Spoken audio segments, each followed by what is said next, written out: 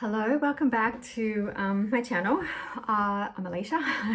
This is going to be my second video, post-op video now, of having my right base of thumb joint replacement. So in this video I thought I would also cover, because my first one was really quick, in this video I thought I would cover a couple of things that I did to prepare for the surgery. And I'll also talk about the post-op, the immediate post-op phase. So in terms of being prepared, I'm the kind of person that does like to be prepared. I guess I kind of looked for the different things that in the lead up to having the surgery, I was kind of, okay, what am I using my right hand for? Obviously, because I'm right hand dominant.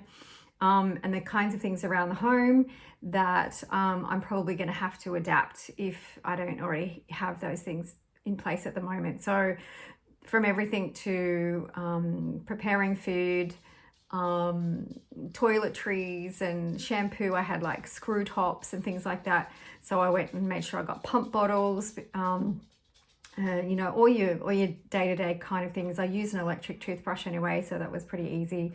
I'm pretty lucky in that I'm reasonably ambidextrous, so I don't have too much trouble using my left hand for a lot of things.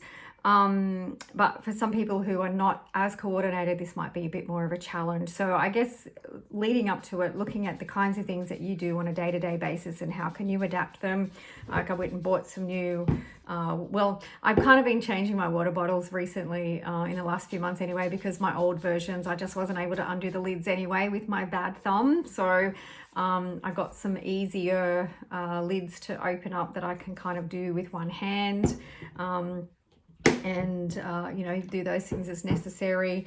I bought a lot of like dresses that I could just put over my neck, over my head, and that I can wear. I bought nighties because I don't normally wear nighties and things like that. I normally wear pants and stuff. So I was thinking about the kinds of clothes I'm going to be able to wear over the next few weeks. We're in summertime here in Australia right now. I mean, this is February 2026, so fortunate that, you know, can wear summer dresses and things like that. So that was pretty easy. But again, I didn't own a lot of just comfy, easy fit, easy wear dresses that don't need to be ironed and all that sort of stuff. So I did go and buy a few of those things.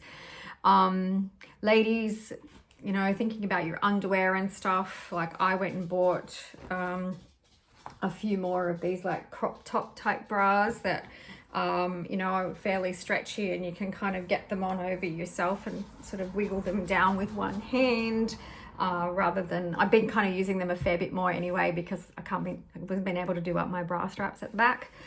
So I just bought a few extra of those so that I had enough, you know, for days of the week and what have you. And I also got like some singlet tops with the inbuilt little cami shelf and things like that in them as well. So if I'm just at home, I can wear a singlet top and some loose pants or something. I got a lot of like elasticized waist pants that were nice and easy to just pull on without buttons and zips and stuff like that. So just, I guess, thinking about that sort of stuff, you probably, if you've already got really arthritic hands, you're probably already doing some of these things anyway. I also went and got a like a special reusable shower sleeve. You can just buy them at the pharmacy, different brands. This one has like an elastic rubber hole at the top there that you can slide your arm in, so it gives you a nice waterproof seal. There's others that have like Velcro around the edges, so whatever you feel is necessary, but it's really good. Just pop it on, have your shower, do whatever you want, and then you can hang it to dry, and it's pretty handy. So no pun intended. Do recommend having a look for one of those. So much easier than trying to strap on a plastic bag or a freezer bag or Glad wrap or something like that. So yeah, I guess just looking around and having a look around what you kind of use from a day-to-day thing and trying to be as prepared as possible. So in terms of surgery, I went in and had the surgery done on the Monday afternoon. I was expecting to be in overnight, but it turns out that they didn't end up keeping me overnight. They sent me home, which was okay. So if you do get sent home, just make sure you've got pain relief available, that they're giving you some to take home or giving you a script in order to do so, because you will need it. And that obviously you've got someone with you at home as far as discharge safety is concerned. I was fine with just oral pain relief, so I was on Endone and Panadol, so that seemed to be quite sufficient. And so I went home that night. Today, it's now Wednesday, so this is like day 2. So I have plaster around the whole thumb. Now people are now starting to mow their lawns. So I've got plaster around the whole thumb, and then the slab, a half slab down to here. And then that's obviously all bandaged. I do have sutures. So I've got an appointment to go to the post-op clinic in 2 weeks' time to get those stitches out, to get this taken off, and I believe then I just get put into like a removable cast. So I'm really pleased that I was able to have these fingers left out to be able to still do things with. Very mindful, you know, to be a bit careful, because when you are still using these, you are literally still putting a bit of strain through all of these, the musculature through your forearms, which then lead into your hands. So you will still feel a little pull on these depending on what you're doing with your fingers. So it's nice to kind of use your fingers just a little tiny bit to support, you know, whatever it is that you're doing, but I wouldn't go picking things up heavily, using your hand a whole lot, because you will feel it.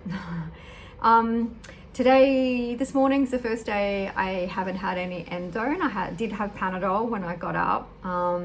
It was throbbing a bit from during the night, so I did have Panadol when I got up, but I haven't had any Endone today. And I would say, since having the Panadol, it's probably, I don't know, I can feel that something's there, but it's not awful. So I'd say maybe a 1 or a 2 out of 10.